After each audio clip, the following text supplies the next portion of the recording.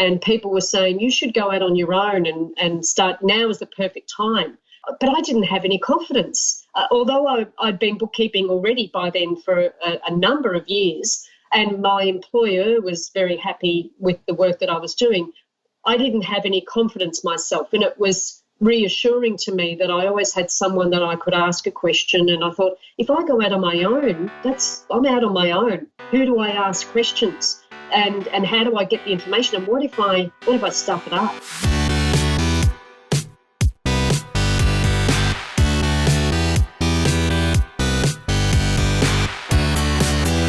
You're listening to The Successful Bookkeeper with your host, Michael Palmer. Listen each week as inspiring guests share their secrets of success to help you increase your confidence, work smarter, and build a business you love. This episode of The Successful Bookkeeper is brought to you by PureBookkeeping.com, the proven system to grow your bookkeeping business.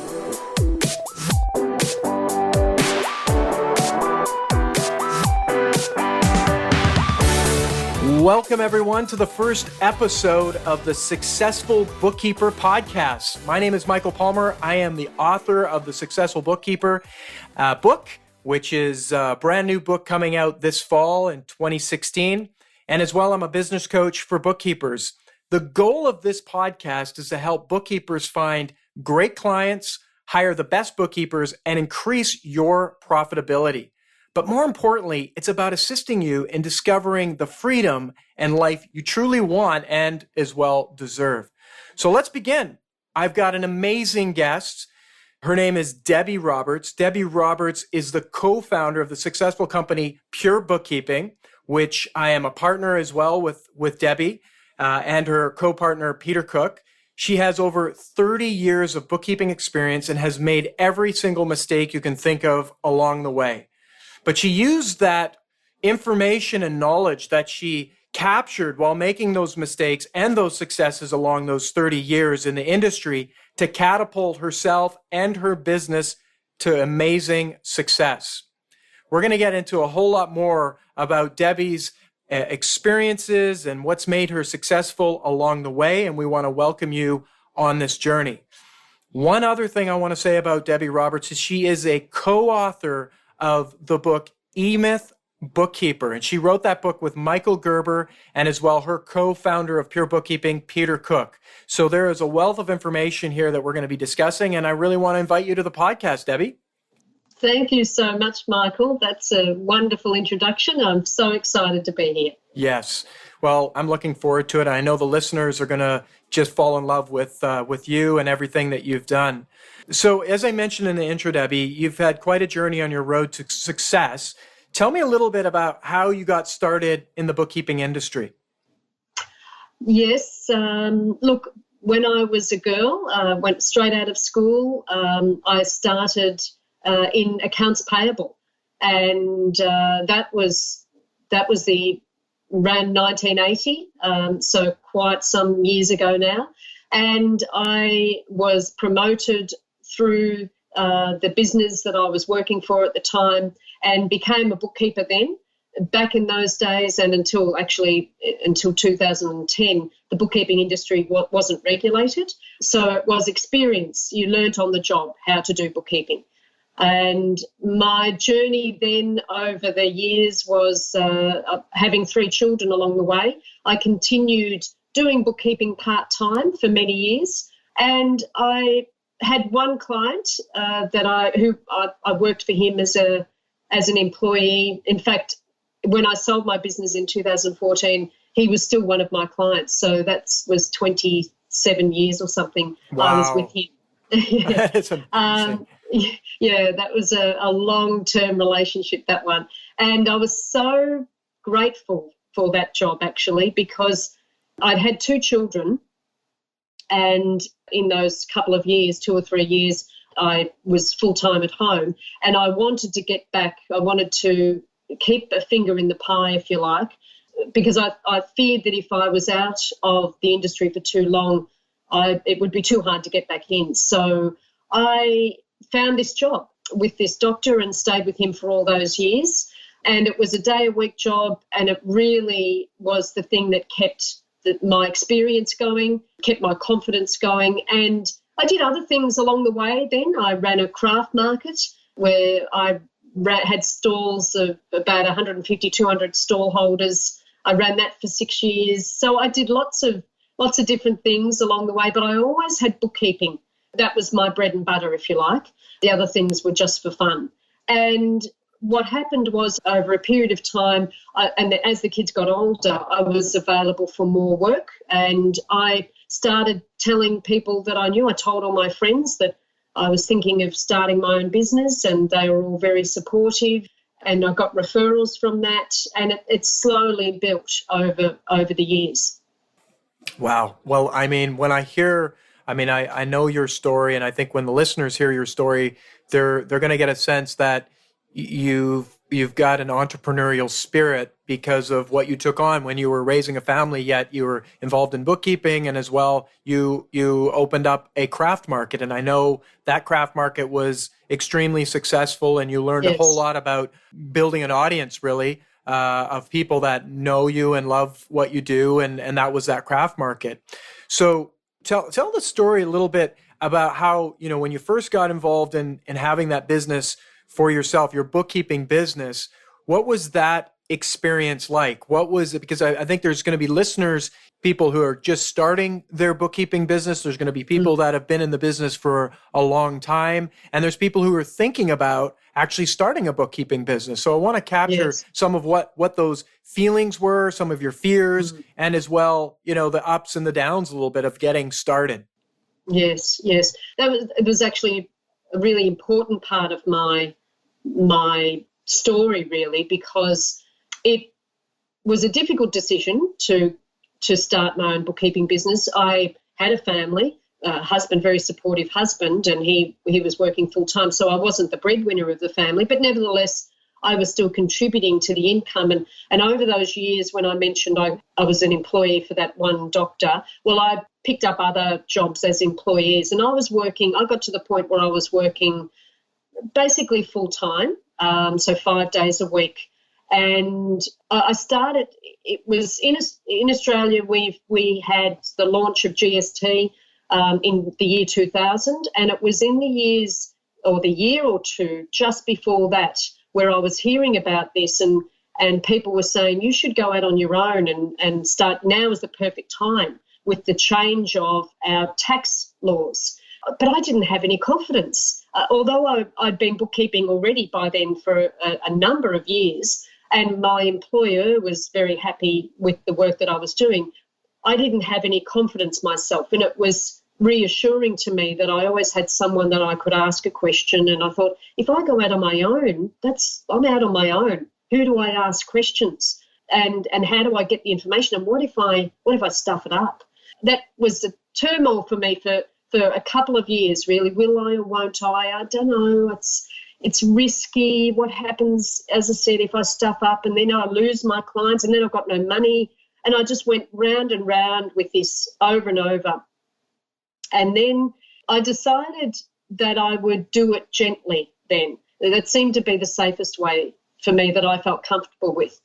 What I decided to do was I cut down my full-time job to 4 days a week.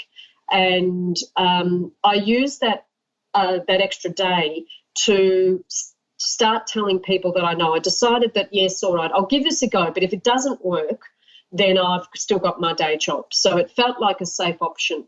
And one of the first people I told actually was my chiropractor, who's a friend of mine.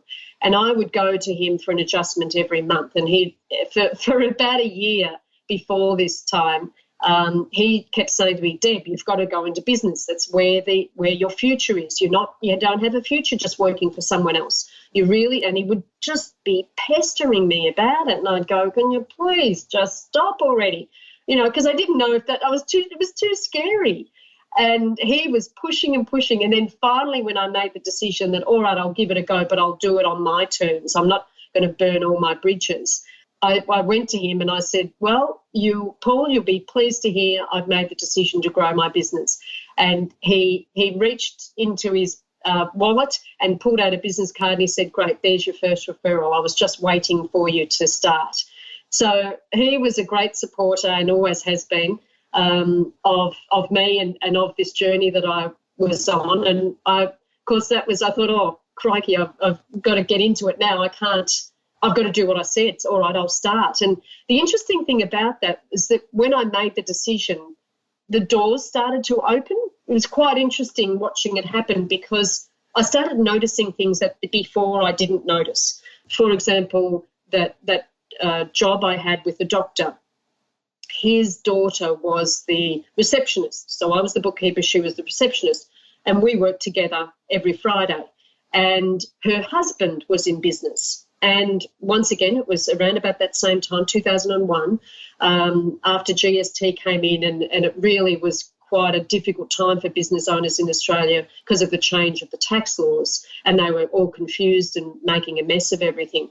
And she said to me, look, my husband's really been struggling with this whole GST stuff.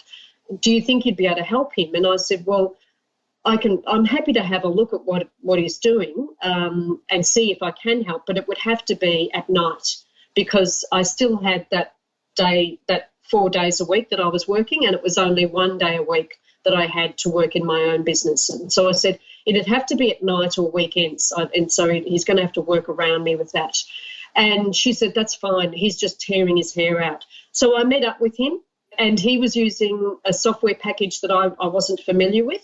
So I had to teach myself. It's MYOB, so it's it's one of the leaders in the industry actually in Australia. So I thought, oh well, this is maybe something I need to learn anyway. So I taught myself over the next year. I taught myself part-time how to run this software, and slowly I got his house into order. Obviously, I didn't charge him for any of the time that I was learning. I just charged him for the time that I was doing his bookkeeping. He was absolutely wrapped. Lo and behold, and more surprised to me than anybody else, I actually did seem to know what I was doing, and I was able to clean up his mess, and he was a long-term client as well. And then I just started noticing other things, and I would just talk to other people, and I'd say, how are you going with your bookkeeping? Who looks after your bookkeeping? And they'd go, oh, I'm tearing my hair out, yes, and I'd give them my business card and get more business that way. So, but I worked only at nights and weekends. I still kept my day job.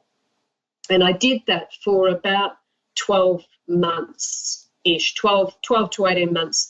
And by that stage, you can imagine how busy I was. I was coming home from work. I still had teenage children, young secondary school children at that point.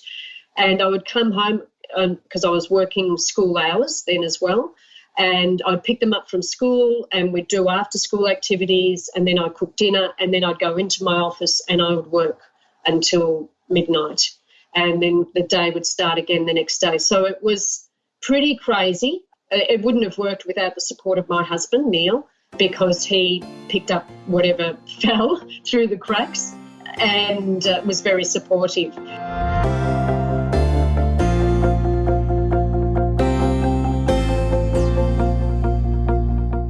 So at that time then, I realised I just slowly, as I got a win, I got more confidence with what I was doing. And I realised that, Deb, you actually do know what you're doing. I think it's safe enough now. And in fact, you need to get rid of your day job. So I gave my notice and quit that job. That gave me a breather because I pushed all my clients that I was working at nights and weekends into the day. And I was then in a position to be able to grow more. And that's when I joined a networking group. I didn't even know what networking was. That's how naive I was about business in those days. I'd heard about it, but I didn't know if it was important to network. It's funny now when I think about that. But I had a fairly, protected, isolated upbringing, I guess, in a lovely, loving home, and I just thought I'd just get a job and then live happily ever after. But my story ended up being something else, still living happily ever after, but not just in a job. Yeah. And so I started this networking group. That would have probably been, I expect, about 2001, 2002, and that's actually where I met Peter Cook, who was a business coach, and he was starting his coaching business. The issue that I had building up to that for 6 months or so, building up to going to that networking group, was that I was already full up. So about 18 months after I started my business, I was full up. And I thought, my solution was I'll just put on another bookkeeper. That would make sense because I'll be able to give them some of my work. And then I thought, no, hang on, that's a bit scary, because I just spent every single client that I put on was a rescue job. That's someone that's in a mess, and was largely, sometimes it was caused by the business owner thinking they could do it themselves, but I lost count of the number of times that it was because of a bookkeeper who didn't know what they were doing and they completely stuffed up. And I had to go in and clean up all those messes, what I call rescue jobs. And I thought, no, there seems to be a lot of bookkeepers out there that actually don't know what they're doing. So that's probably not the answer then. I'm not sure what the answer is actually now. So I'll just work. Then I got too busy, and my solution was to work harder and faster and longer. And that Michael Gerber, who wrote the original E-Myth, says that's being a technician. And if you're a technician working and growing your business, then your boss is a lunatic, and because your only solution is to work harder and faster and longer, and that will kill you if you don't learn management skills and leadership skills. So I had this battle for 6 months before I met Peter Cook. I didn't trust any other bookkeeper because I'd cleaned up messes, but I didn't know what the other solution was. And it was something that I was almost meditating on. I thought, there's got to be another solution. What is it? What is it? And then I met Peter, and I thought, a business coach. I've heard that business coaches help businesses solve problems. I've got a problem. Maybe he can solve mine. And I spoke to him about my problem, and he said, great, let's have a session. We'll see if we enjoy working together and we think that there's a connection there, and see if there's something I can do to help you. And we had that session, and in the very, very first session I had with him, he said, after I just went on and on about all my issues, he said, do you think if you took everything in your mind, everything you know about bookkeeping, and wrote it down and taught someone else to do that, to follow that system, would that work? And I went, well, I hadn't actually thought of that. I mean, theoretically, that sounds logical, and it actually sounds possible. And he said, all right, let's work on that then. And that was the beginning of our journey. And I was with Peter. He was my business coach for 10 years and gave me invaluable insight into so many things.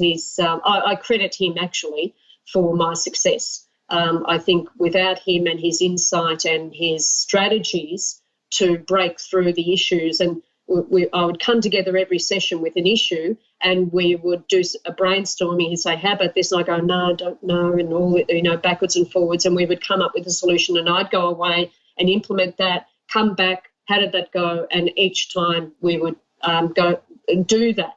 And when you've got a business that's growing very fast and you need to put on staff straight away, and there's a whole bunch of issues and not enough systems, there's things that are going to fall off. The wheels are going to fall off, which they did constantly. And you mentioned, Michael, that I made every conceivable mistake that you could possibly make, and that is absolutely true.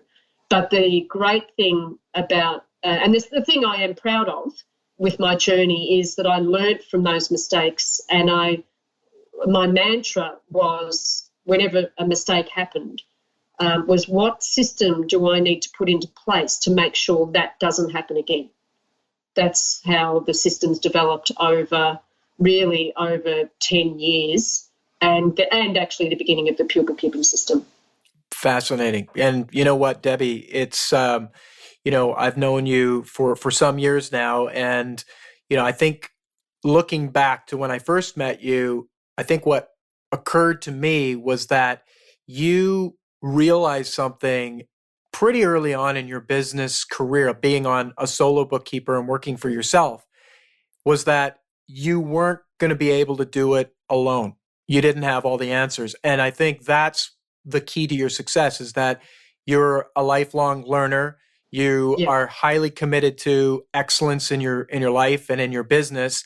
And you realize it's like, I don't know what the answer is. So, hey, why don't I go find out who might have some answers for me? And I think that's, I talk about when I'm talking about you and I'm sharing with other bookkeepers who want to be you, it's really, you've got to get that you don't know everything and you really shouldn't try and do it alone.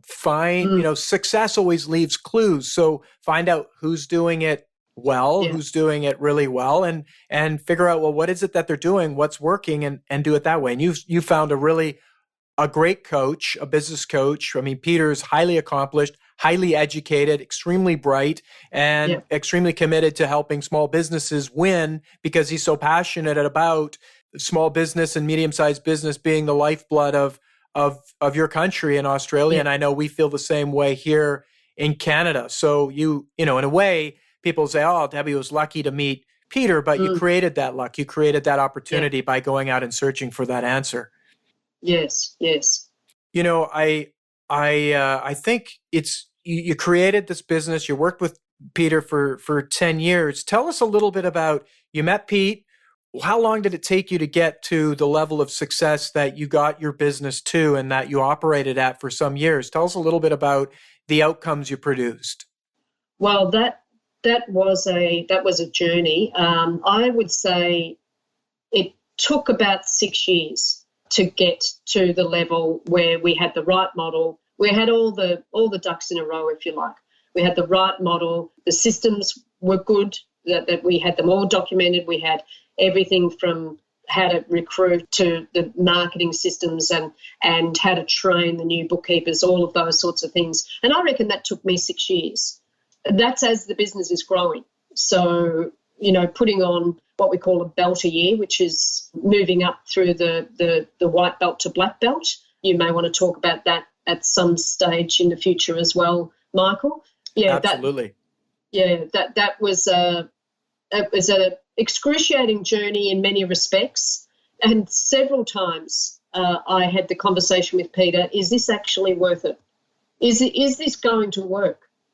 Is it possible? Is it even possible? And there were, that was when the self-doubt would come in, and you think, haven't I tried everything? Haven't I, what else, how many more lessons do I need to learn? That's when you're feeling down and things are just not going right. And there were many times like that as I was growing my business. And really, actually, why I'm so passionate about the bookkeeping industry now and still involved in the bookkeeping industry, because I'm trying to educate and pass on, share information of my journey with bookkeepers when they're coming on board and as they're growing their business, to help them avoid the pain that I went through. That's actually why I'm so passionate. It wasn't easy doing what I did, and there are easier ways now. There are easier ways of doing it, and I think my story, if people hear nothing, I hope they hear that they don't have to reinvent the wheel. The point that you made about searching for the answers, there are answers out there now. There are experienced bookkeepers who are starting this journey and have been in this journey for some years. And that's what I'm passionate about, is passing that on.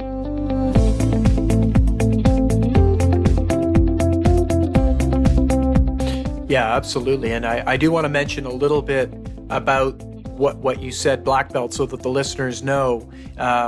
You wrote, there's a lot about it in eMyth Bookkeeper about going from a white belt to a black belt as a bookkeeper. And that's a journey from $100,000 a year to $500,000 a year. And you made it to a very strong black belt and beyond, which I think is quite something. And again, success leaves clues.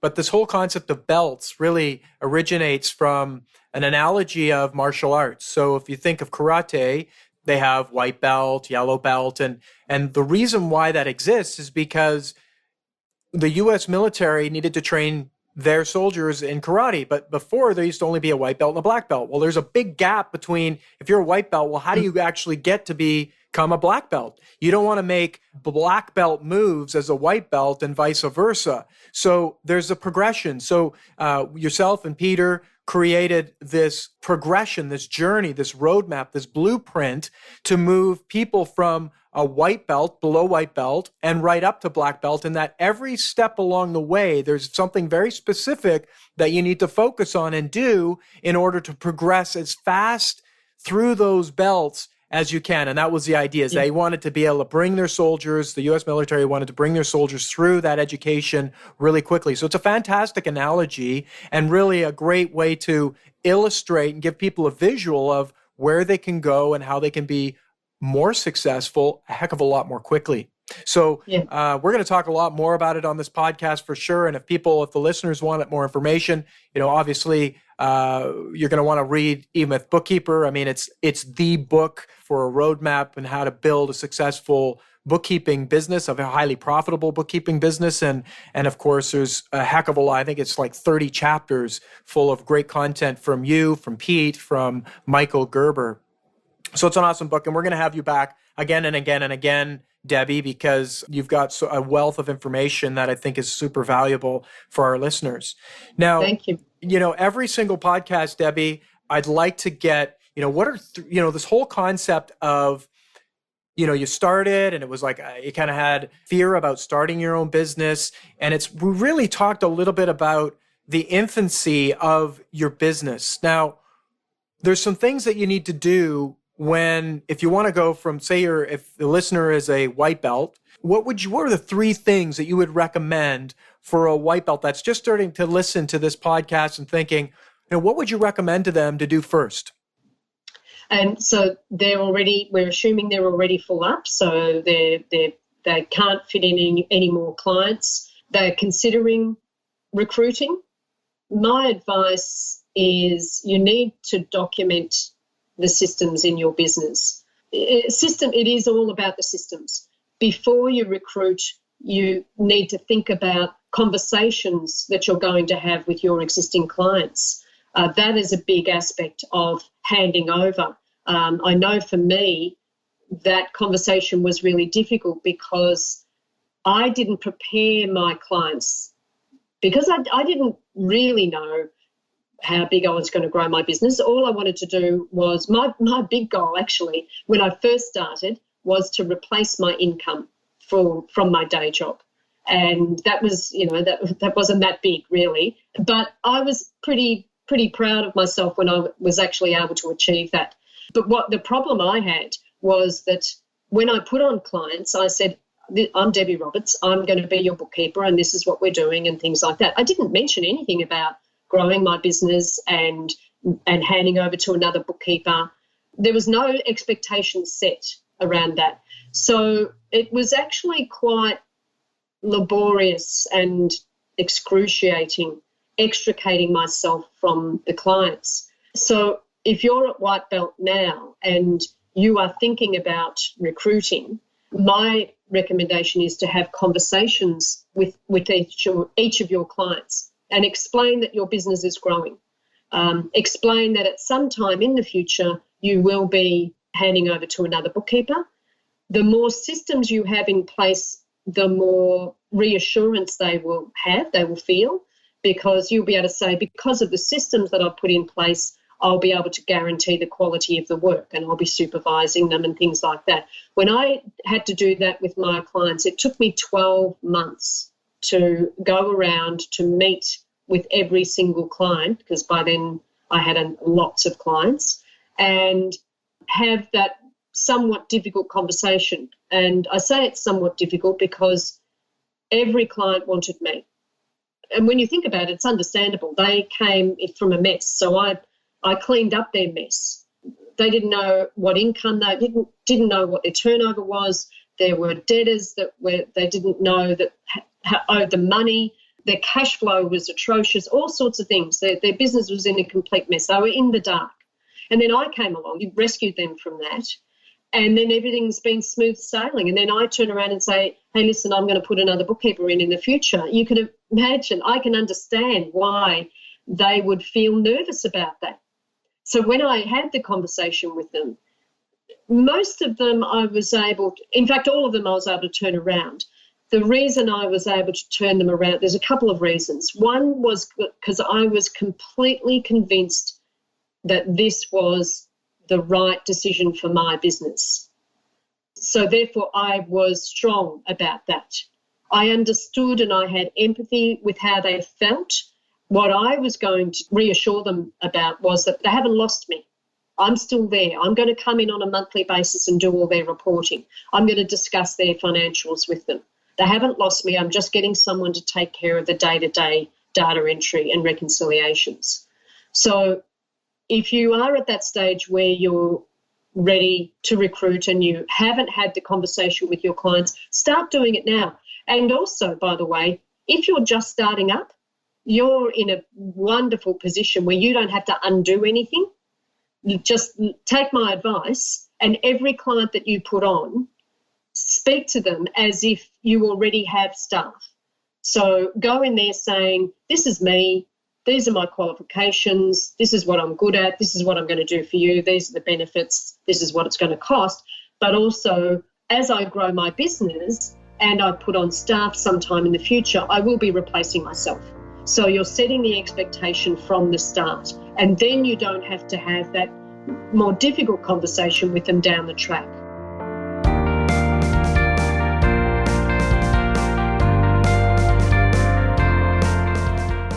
There was one time I was putting off, because I did put off having this conversation, which is why it took 12 months.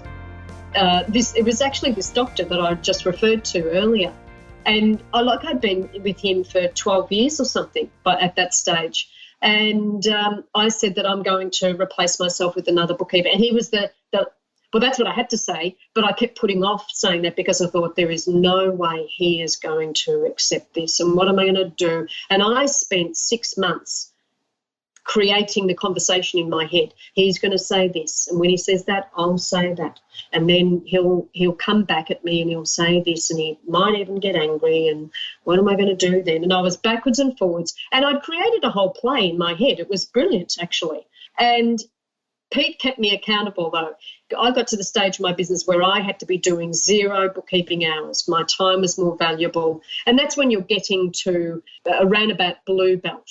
That does vary depending on your personal circumstances. Sometimes you'll do less bookkeeping earlier because it fits in with your family lifestyle. And you'll sacrifice some profits if you do that, but sometimes it works that way as well. So it was around about blue belt that I needed to get down to 0 bookkeeping hours, and I was resisting talking to this doctor.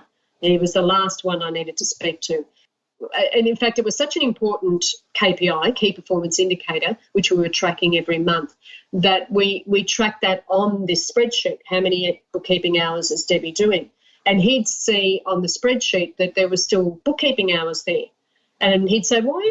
I thought we said you were going to get to 0 bookkeeping hours by this date. And I went, oh, yeah, but that's the doctor. And I haven't got time, and he hasn't got time. And I would make up excuses not to talk to him. And anyway, I got to the stage where the pain, I couldn't stand going back to Peter one more time and saying, no, I still haven't spoken to him, because he asked me every time. So I decided that I'm going to have to just suck it up and explain this to this doctor. And so he came in, the Friday was there, it was all quiet in the surgery. He walked in, he was all quiet there, and I thought, this is it, Deb, you're going to have to get brave and go in there and tell him. And just whatever happens next, be prepared. And so I went in there and I said, Tony, I just want to talk to you about something. As you know, I've been growing my business, which is great. I've got to the point where I've recruited some bookkeepers, and I'm actually going to replace myself with another bookkeeper. I've got someone in mind. I've chosen her specifically for you, and I'm going to guarantee the quality of the work, and I'll supervise and do a handover and things like that. And then I waited for this whole deluge of stuff that was going to come, and he said, oh, okay, so when is she going to start? And I went, oh, my goodness. What? Hang on, I've just spent the whole last 6 months delaying having this conversation because I thought you were going to get upset about it. And he goes, no, it was all fine. He understands business. He trusts me. I said I was going to guarantee the quality of the work, so he trusts me.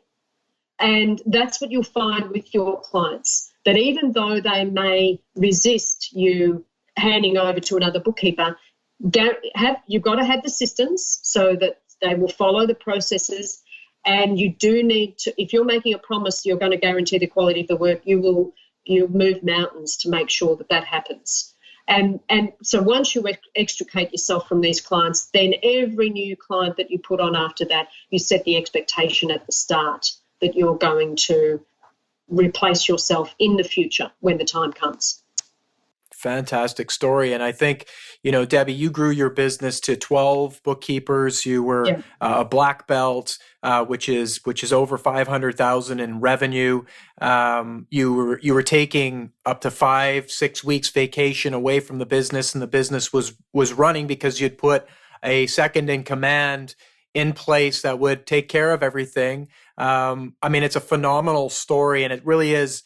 It's a bookkeeper's story, but it's a phenomenal story from a business standpoint. And what Michael Gerber talks in E-Myth, and E-Myth is the entrepreneurial myth, right? Is that you want to have more freedom, you want to make more money, you want to have more fun. Yep. So you open up a business for yourself instead of doing the work for someone else. And it's absolutely the complete opposite of that. And you, early in your career and in your business, said, I don't want to live a life where I'm working my fingers to the bone, I'm being pulled away from my family, and I've got to figure this out. And you went and you did that. And so what I've heard, and I think that what should be blatantly obvious through this whole episode of the Successful Bookkeeper podcast, is that what separates you from the thousands of other bookkeepers out there who haven't created this is your mindset. Even though it was uncomfortable, you had a coach that helped move you through that and move you towards, hey, you know what, you committed to this, you've got to do it. And then you discovered it's like, all of the fear was just simply inside of your mind. So I think that's fantastic. And it's a real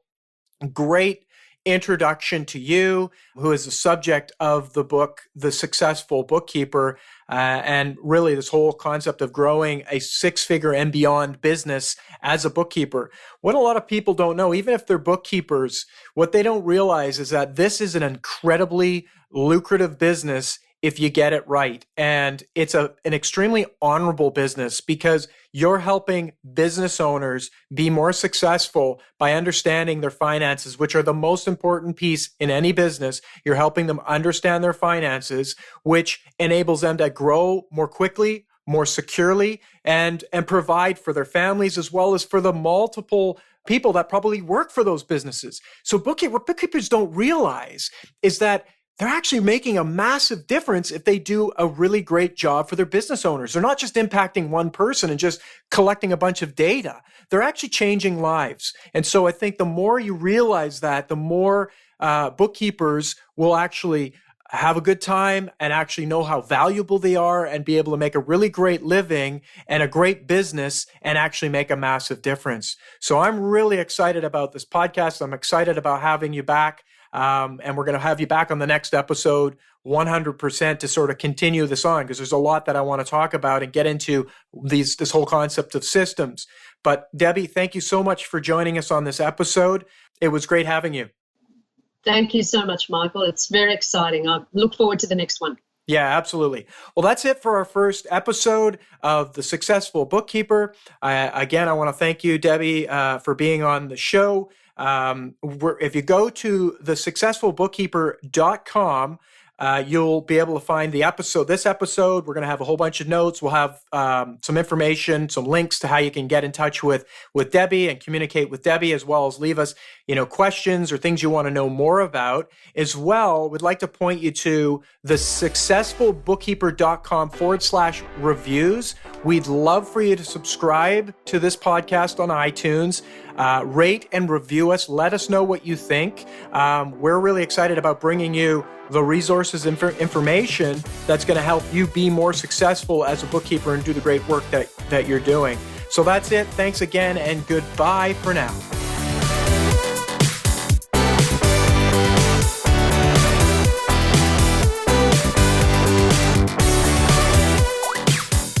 You've been listening to The Successful Bookkeeper with Michael Palmer. For more information and to download the resources mentioned in this episode, please visit us at thesuccessfulbookkeeper.com. Thank you for listening.